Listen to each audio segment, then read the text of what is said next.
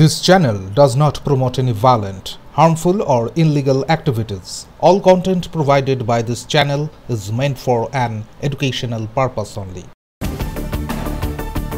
বেহালার Narayan memorial হাসপাতালে এক রোগীর মৃত্যুকে ঘিরে চাঞ্চল্য ও ক্ষোভ। 60 বছরের অজিত হালদারকে বুকে ব্যথা নিয়ে 4 আগস্ট ভর্তি করা হয়। স্বাস্থ্যসাথী কার্ড থাকা সত্ত্বেও হাসপাতাল কর্তৃপক্ষ প্রথমে 11,000 টাকা নেয় বলে অভিযোগ। 5 তারিখ এনজিওপ্লাস্টি হলেও স্টেন্ট বসানোর প্রয়োজন হয়নি বলে জানায় চিকিৎসকরা এবং সেদিনই রোগীকে ছেড়ে দেওয়া হয়। 6 আগস্ট সন্ধ্যায় বাড়িতেই শ্বাসকষ্টে মৃত্যু হয় তার।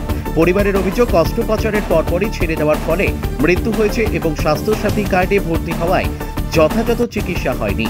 ঘটনাকে কেন্দ্র করে হাসপাতালে উত্তেজনা ছড়ায়। সেই চেক আপ করার পর আমাদের বললো যে ওরা টেস্ট করার জন্য এই খরচা হবে 11,000 টাকার মতো। আমরা সেটা পেমেন্ট করে দিই। পেমেন্ট করার পর পেশেন্টকে আইসিইউতে অ্যাডমিশন করালো স্বাস্থ্যসাথী কার্ডের মাধ্যমে। অ্যাডমিশন করার পর 5 তারিখে 8টার সময় বললো ওটি হবে। 5 তারিখে ওটি হলো। 5 তারিখে ওটি হওয়ার সকালবেলা প্রায় 10টার সময় ওটি হলো। ওটি কমপ্লিট হওয়ার আইসিইউতে রইল। দিয়ে দেওয়ার পর ওরা আবার রাত্রিবেলা আমাদের ফোন করলো যে আইসিইউ নাম্বার সিতে ট্রান্সফার করে দিল। ওরা ট্রান্সফার করে দিল। তারপরে পরবর্তী নিজেরাই ডিসাইড করলো জেনারেলে করে দিল।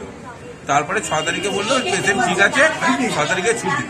তা আমাদের সকাল থেকে বারবার ধরে ফোন করছে যে আপনারা কখন আসবেন, পেশেন্ট ছুটি হয়ে গেছে, ডিসচার্জ করে নিয়ে চলে গেছে বলে আমরা এসে 5টার সময় পেশেন্টকে ওপর থেকে নামিয়ে দেয়। আমরা স্বাস্থ্যসাথী কার্ডের মাধ্যমে যে পেমেন্টটা ক্লিয়ার করে দেওয়ার পর তারপরে বাড়িতে নিয়ে যাই। বাড়িতে নিয়ে যাওয়ার পর ছিল, তারপরে হঠাৎ অসুস্থ বোধ হলো। তারপরে আবার নারায়ণীতে নিয়ে এসে বললো যে ডেথ এক্সপায়ার করে গেছে।